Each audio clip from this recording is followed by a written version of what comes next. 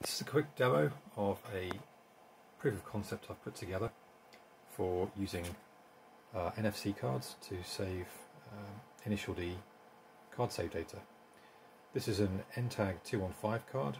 It's got about 500 bytes of storage space available, which is more than enough for the card save file itself, and also a PHP file that I create that has all the custom print information in there. The idea being that if you had one of these cards lying around, you can see it's blank, you could easily swipe it on a reader and then check the card status within the Wi-Fi web interface. Okay, so that's the card.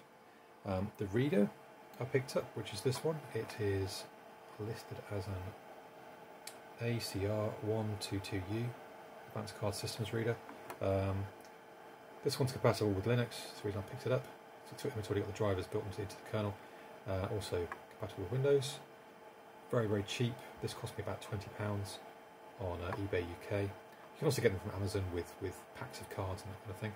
I managed to get these cards. They're about, I got 5 for 99p on eBay, which is ridiculously cheap. The ones I wanted were the NTAG 216s, which have about 800k of memory. 800 bytes of memory. But unfortunately I got sent these 215s instead. But they're just as good for testing purposes. Right, also I must apologise for the fan noise, which even though I've swapped the fan for a quieter one in the Naomi 2, it's still pretty loud. So, what have I got set up? So, I have an Naomi 2, I've net booted Initial D2, which is waiting there. You can see Initial D2 in service mode. That's ready to go.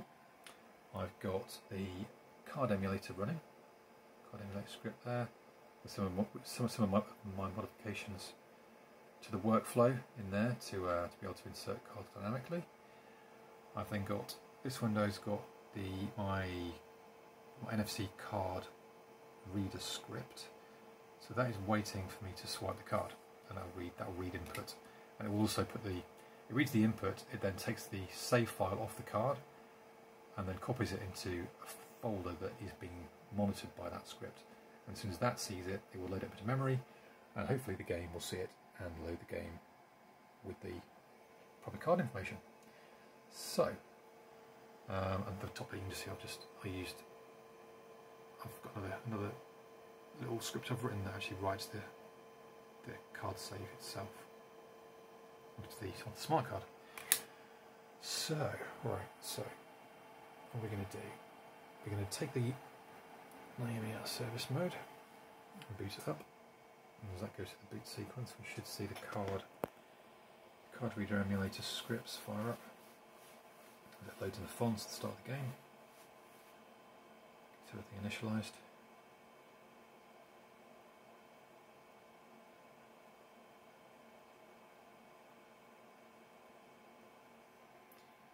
There we go, card initialisation. There you go, it's into the script. And hopefully, if this works for Initial D 1, 2 and 3, it should be very easy to port this across to the other emulator, card emulators, so F-Zero, Mario Kart GP on Triforce, and One Gun Midnight Maximum Tune.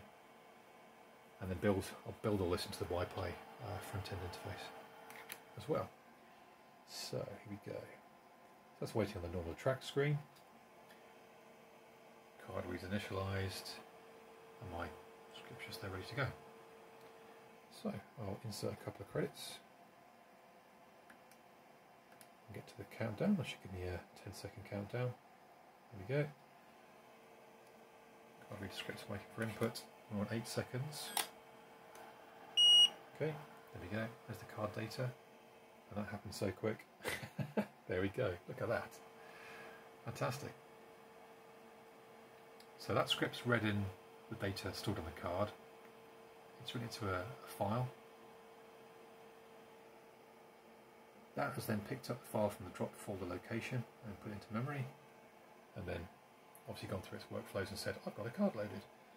And the game's picked it up successfully and loaded it into memory. And I can carry on playing with that driver. Yeah, and then saving back. I haven't quite worked out the workflow yet, but I I can successfully save the card data back to the file, so to the card, so it should be fairly straightforward to do. But yeah, it's just a bit of an exciting update that it's actually working. Okay, I'll follow up with a proper video once I've got everything sorted with the front end and everything built properly. All right.